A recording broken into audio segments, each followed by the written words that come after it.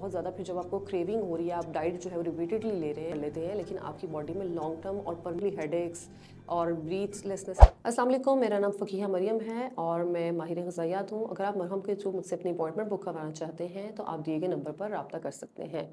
आज का topic of discussion ये है कि क्रैश डाइटिंग क्या है, आप इसमें क्या डेंजर्स आपकी बॉडी के जो है वो हिडन डेंजर्स हो सकते हैं और आप किस तरीके से इससे बच सकते हैं। आजकल सोशल मीडिया पे बहुत ज़्यादा आपको क्रैश डाइट से रिलेटेड ट्रेंड्स मिल जाएंगे और बहुत सारी आपको डाइट प्लान्स भी मिल जाते हैं जिसमें आप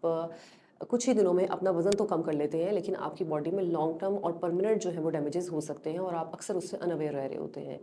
तो क्रैश डाइटिंग से समटाइम्स अक्सर लोग इस तरह से अंडरस्टैंड कर लेते हैं कि हमने बहुत जो है वो लो कैलोरी डाइट जो है वो कंज्यूम करनी है, जिससे उनकी जो बॉडी है वो स्ट्रेस मोड में चली जाती है और जब आपकी बॉडी स्ट्रेस मोड में चली जाती है तो आपका मेटाबॉलिज्म उस तरीके से इफेक्ट हो जाता है और आप उस रूटीन के आदी हो जाते हैं। और फिर जब आप उस रूटीन में अपना काफ़ी हद तक वजन कम तो कर लेते हैं लेकिन आपकी बॉडी में certain science and symptoms appear होने लग जाते हैं जिसमें आपकी बहुत ज़्यादा हेयर फॉल हो रहा होता है,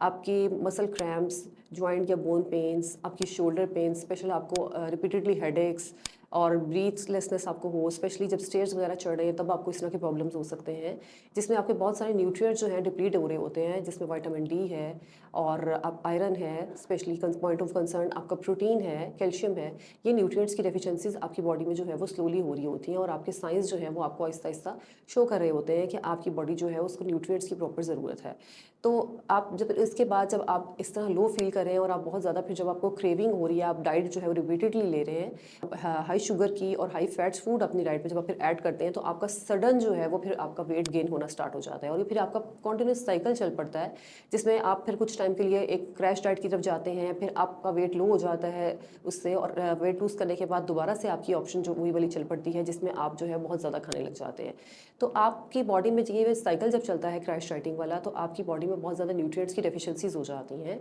इसको ओवरकम करने के लिए ज़रूरी है कि आप हेल्दी जो है वो एक डाइट प्लान फॉलो करें जिसमें आप अपनी बॉडी की रिक्वायरमेंट्स को भी पूरा करें और एक्सरसाइज की रूटीन आप प्रॉपर रखिए और मील्स को इस तरीके से लाइन कीजिए कि आपने प्रोटीन्स की कंजम्पशन जो है वो अप टू द मार्क रखनी है, फ्रूट्स एंड वेजिटेबल्स ऐड करनी है और उसके साथ साथ एक्सरसाइज का प्रॉपर स्केड्यूल आप रखिए ताकि आपका जो है वो हेल्दी वे में वेट लूज़ हो, ताकि ना कि आपको बॉडी में बहुत ज़्यादा जो है वो डेफिशिएंसीज डेवलप हों और आपको जो डिज़ायर्ड रिजल्ट्स हैं वो भी ना मिल सकें। हेल्दी तरीके से जब आप वेट लूज़ करते हैं तो आपका वेट जो है वो थोड़ा सा टाइम तो लेता है आपका लूज़ होने में, लेकिन वो आपका बहुत कम टाइम बाद, मतलब अगर आप दोबारा से एक किसी बैड डाइट या बैड डाइट से मुराद यहाँ पे मतलब ये कि हेल्दी डाइट को छोड़ भी देते हैं तो फिर आपको दोबारा से वेट चढ़ने में भी आपको कुछ टाइम लगता है। सो इट्स बेटर कि आप हेल्दी वे में जो है वो डाइट को फॉलो करें, प्रॉपर्ली एक्सरसाइज करें और अपने मील्स को प्रॉपर्ली अलाइन करें। Thank you.